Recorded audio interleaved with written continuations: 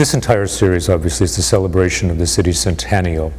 And what I sought to do with this is to look back to the year 1912. What Torrance had created was a visionary project. And I wondered if there was something in the atmosphere, in the environment in America at that time, that led not only him but others to have visionary experiences. That brought about this series of Torrance and the Significant Americans. What it begins with is trying to find some original material by the historic person that I'm looking to dramatize. And I first turned to the Torrance Historical Museum, which is where we're at today and where we're rehearsing, to see if they had any material on him. And Janet Payne, the executive director of the museum, brought out this incredible document, the unpublished autobiography of Jared Sidney Torrance from August 1916. This is a document that is more than 200 manuscript pages that he had prepared, really at the insistence of his second wife, to document the incredible life that he had lived. I look at a man like Torrance. Now, we have his writing, and as an actor, it's all about the author's intent, you know. It's about them, it's not about me. So I'm trying to bring out their intent, and his writing points to a man who was fair. You know, he was very good at business and made lots of money and was good at making money, but he wanted to be fair. Reminds me a lot of my dad, you know. Taking care of the people that do good work for you. And that's a nice thing to play. I'm the author of the book Historic Torrance that was published in 1986, the first photo-illustrated history of the city that included extensive information about Jared Sidney Torrance. He was actually a fabulous figure. He was interested in all sorts of economic development, basically. He was on something like 140 corporate boards in Southern California from the 1880s to the early 1920s. And before he started the city, he'd already been involved in creating the Pasadena Electric Company that became part of the Edison Company. He'd worked with Llewellyn Steel, Union Oil. He had cattle, he had water companies. He'd run the Mount Low Railroad up in Pasadena. He did a lot of things.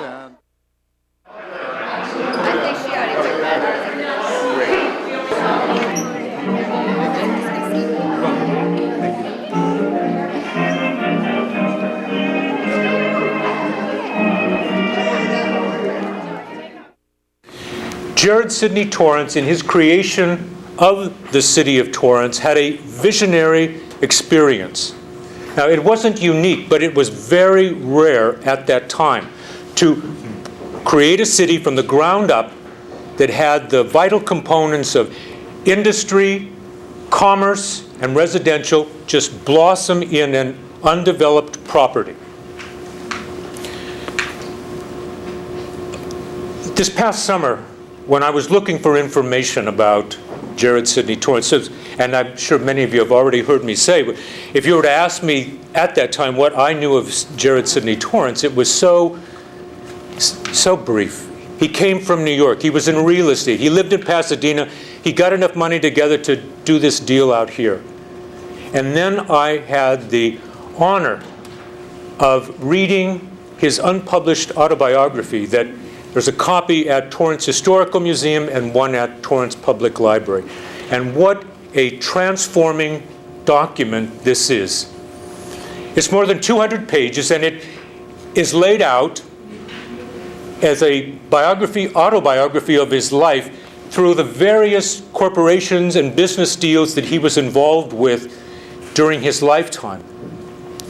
And I was just amazed at the fact that a single human being could be so involved in business and bring to life so many valuable resources, while at the same time being unconcerned with leaving his name on anything behind him.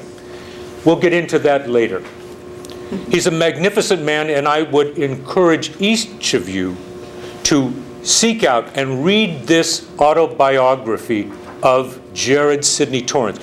What you're going to experience tonight is this much of a life that is this big. I know it sounds like hyperbole, but when you read this document, you experience it yourself, you'll understand that you cannot hyperbolize this man. Everyone in the city of Torrance, anyone connected with the city of Torrance, can take pride in a relationship with this human being. Not only was he a successful business person, very, very capable, with whom he was what I refer to as a first call developer. If someone had an idea, the one person they called, the first person they called, was Jared Sidney Torrance to make the deal happen. But he was an honorable man.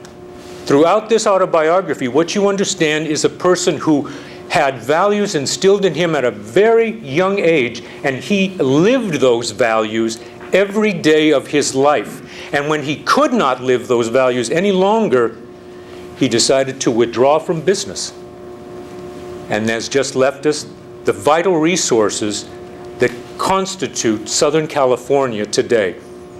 He was involved in energy, he was involved in utilities, he was involved in real estate, he was involved in, well, I think I may have already mentioned, heavy industry. We will have an opportunity, I hope, to speak with Mr. Torrance afterwards. And so we'll have a moment here, a little music, and the performance will begin. Thank you.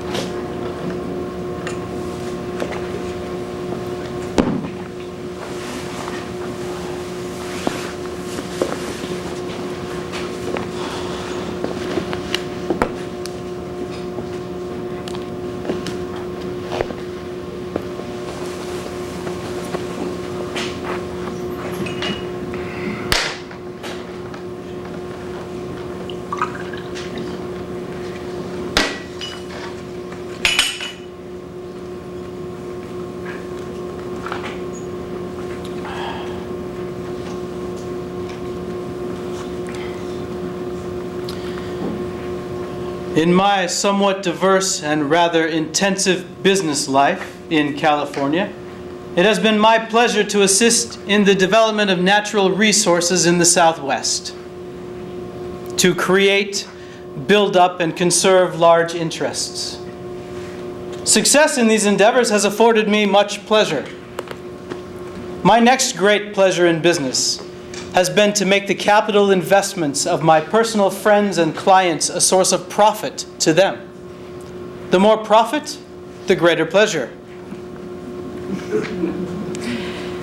It was natural and unavoidable in connection with some of the rather large endeavors which I have been identified, and where large sums of money were necessary, to solicit and secure the cooperation of these friends and clients.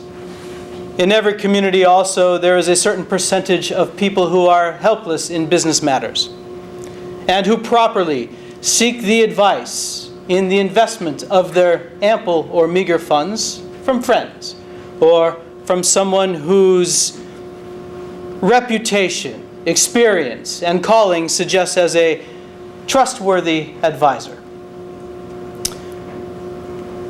When, therefore, in connection with one of these large enterprises, and where large sums of money have been secured, either directly by solicitation or indirectly through an advisory capacity, and success is finally in sight, the promoter takes deliberate advantage of advanced knowledge and seeks out and secures these investments from friends and clients to its decided advantage at the lowest possible figure. There are questions which a conscientious man involved in that promotion is prompted to ask himself. Among those, should he stay in the game?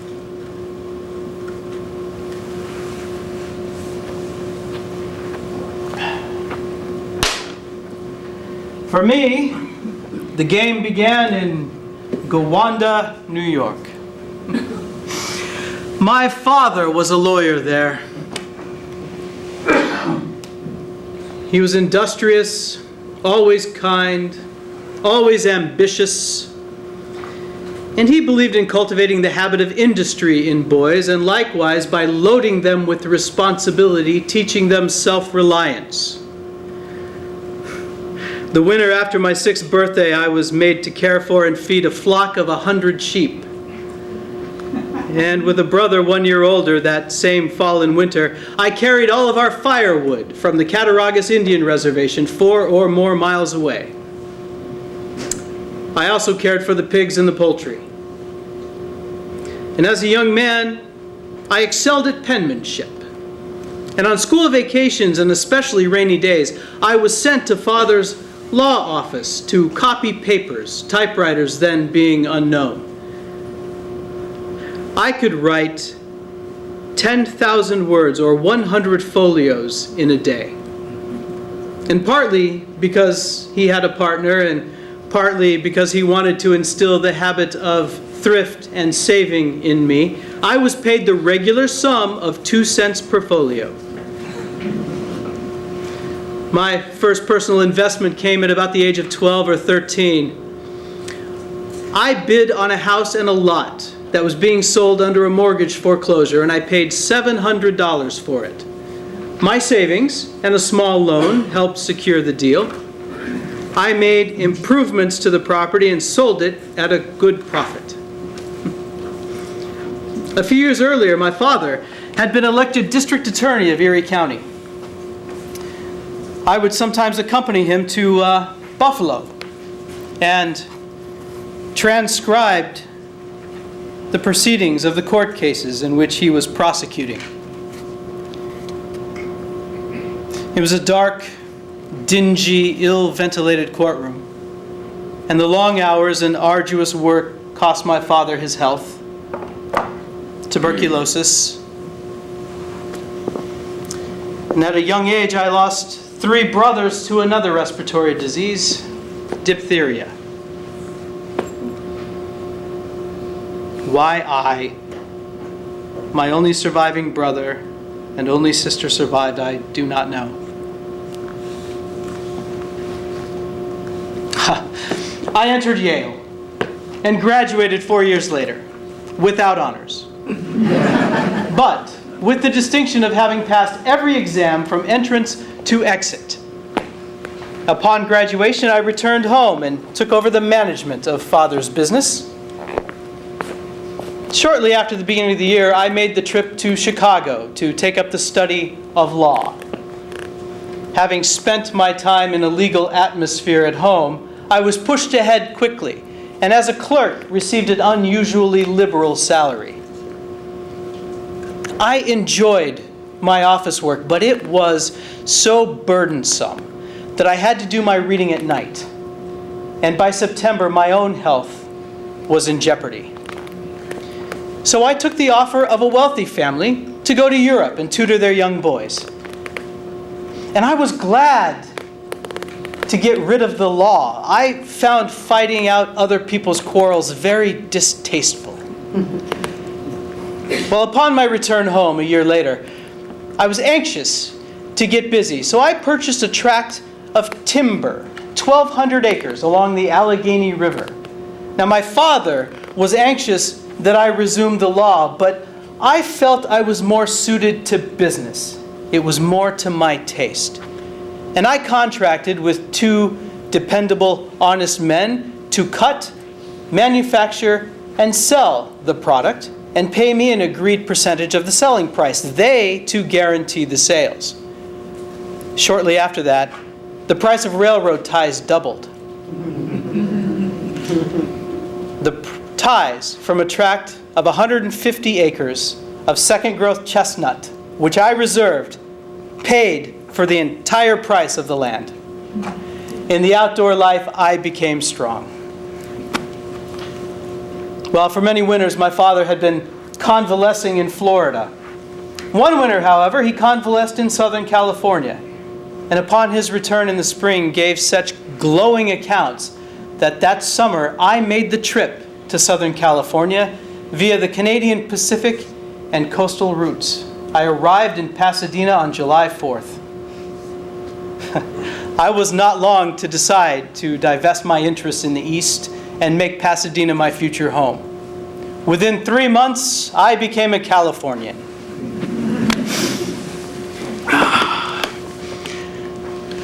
My early years here, I conducted the real estate business in Pasadena and surrounding areas. I later became president of the Pasadena Electric Light and Power Company. I later sold that company to a small franchise of the Edison Electrical Company, not without making substantial extensions keeping up with the growth of the city. And I took my share of the profit in company stock and later became its vice president.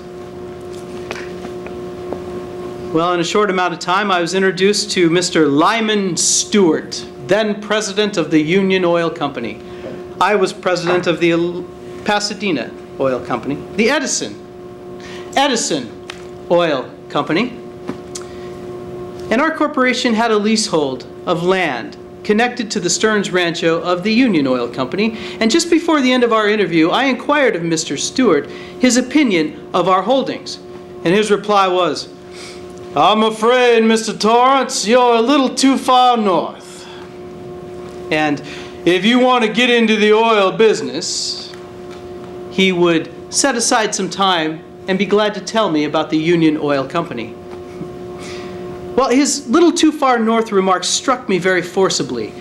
And that idea grew into a conviction that if I wanted to get into the oil business, it was much wiser to join the oldest, most established, best equipped company in the state, rather than to branch out on my own into an industry where competition was great, knowledge was valuable, and in which I had had no experience.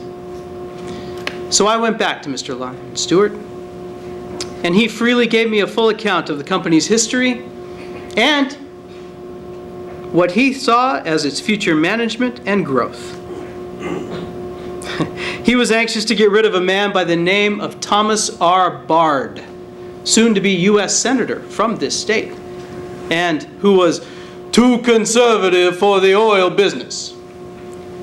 Well, Mr. Bard owned 1/3 interest of the Union Oil Company, and he was consistently blocking its wheels of progress.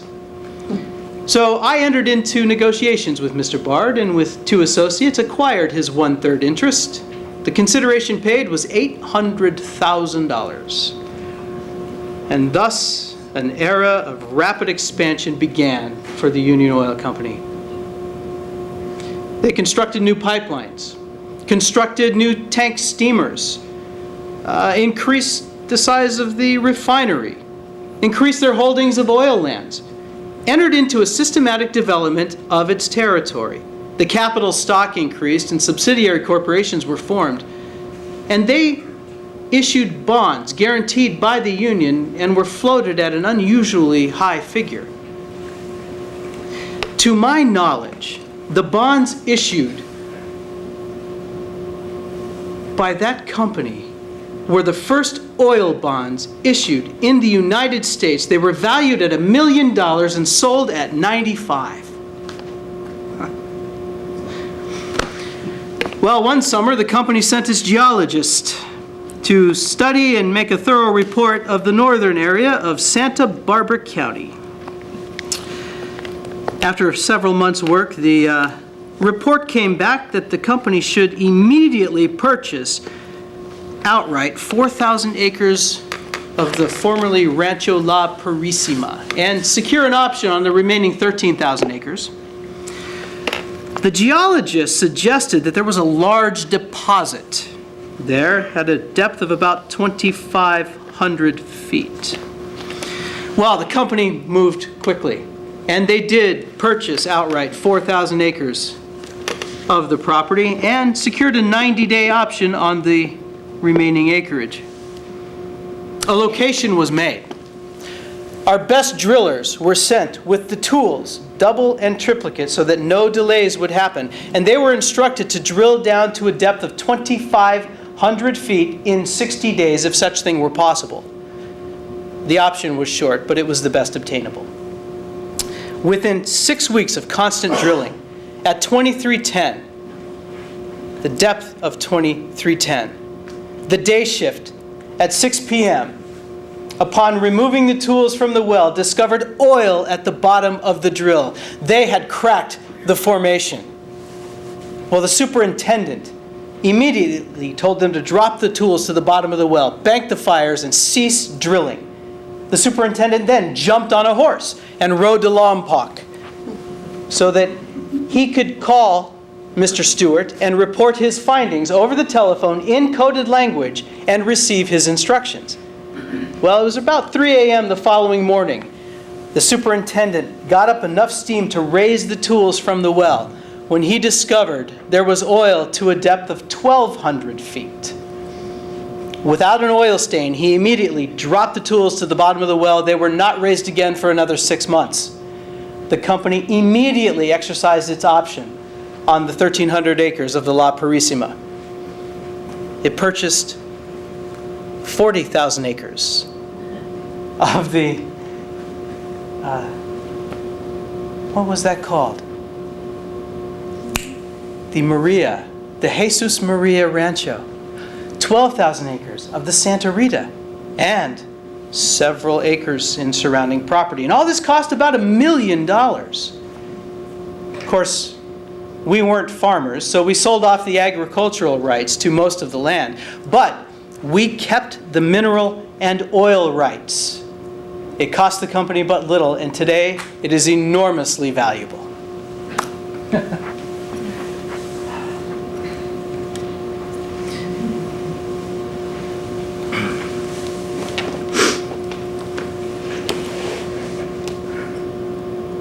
In my connection with the Union Oil Company, I was asked, as manager of its finance department, to set aside some funds to purchase waterfront real estate in San Francisco. Later, we purchased the same kind of real estate in Portland and Seattle. And as our business was expanding, it became obvious to us that we would have to abandon our lease at Terminal Island, San Pedro. And while we were in those discussions, the city of San Pedro, then independent of Los Angeles, advertised a lease for submerged and tidal lands in the Greater Harbor, belonging to it for a term of 50 years. Well, these lands and easement were sought by Captain Randolph Miner and some of his associates. But upon my suggestion, one of the company officers inserted himself into the negotiations, with the result that the Union Oil Company became part of the deal, albeit in a minority interest. The United States government had practically completed the breakwater to a tune of $3 million, and that made it possible to reclaim much of the harbor for wharves, docks, and commercial purposes generally. Now, the area that was known as the Minor Fill was about 160 acres. We were the highest bidders for the leasehold, and shortly thereafter, the papers were jointly executed and delivered. We then obtained the proper permits from the War Department and legislative action, which allowed a municipality to lease submerged lands and confirm those leases theretofore granted. After that, we obtained wharf franchises from the city of San Pedro immediately before it merged with the city of Los Angeles by a shoestring strip of land, connecting those two cities together. Well, under the wharf franchise agreement, we had to start and finish construction within a certain period of time. So concrete piles were driven. Rock was laid in between. We dredged channels 300 and 400 feet wide, 35 feet deep by suction. We raised the reclaimed land above high tide by several feet by depositing that dredged material on top of it. Extensive fireproof warehouses were constructed, and the plant was open for operation. Shortly thereafter, the City of Los Angeles instituted court proceedings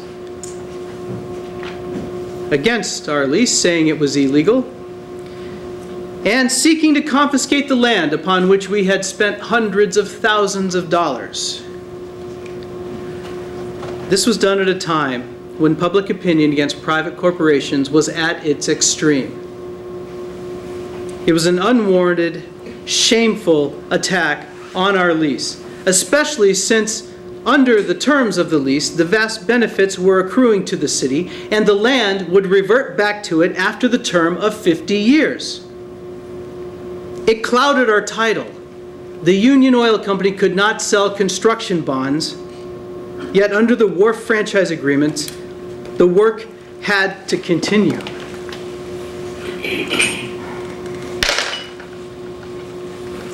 The merging of the City of Los Angeles with the City of San Pedro was done by acts and methods that, if done by an individual, would have been criminal. The City of Los Angeles proposed to spend $15 million if the voters of San Pedro would approve the merger. In an individual, that would have been rank bribery. But the bribe was successful. The city was spending its money, but with questionable wisdom. It had an extensive wharf and warehouse facility, and upon a recent inspection, I found it to be absolutely empty. While across the channel, the Union Oil Company's warehouses were completely filled with freight.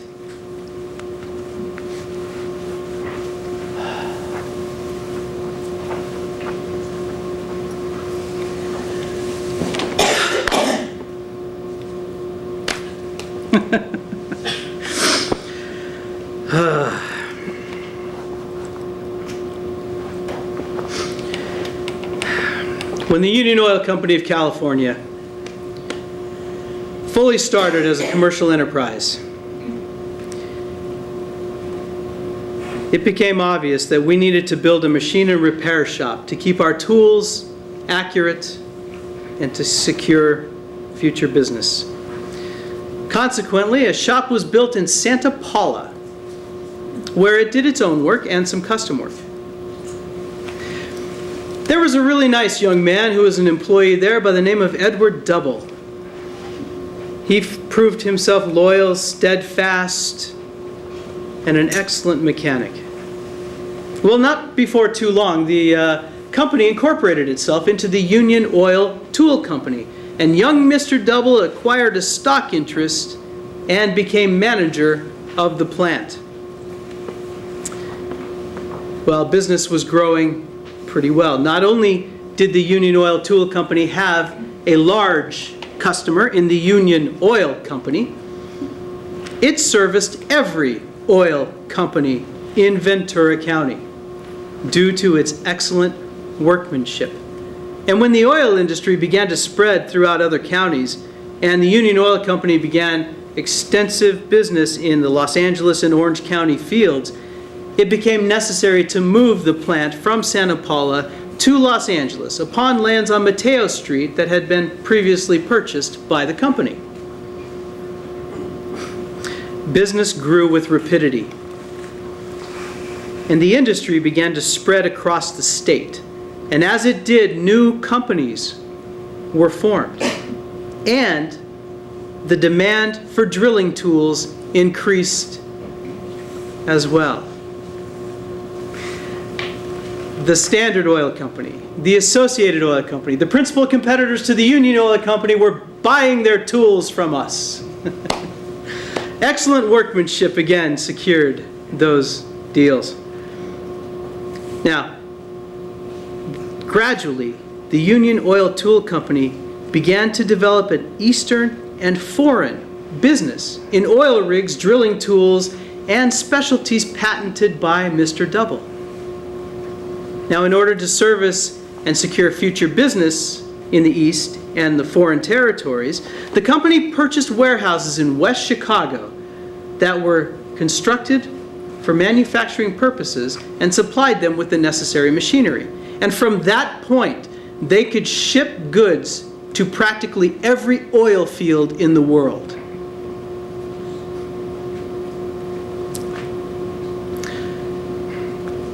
The rapid rise of Los Angeles real estate was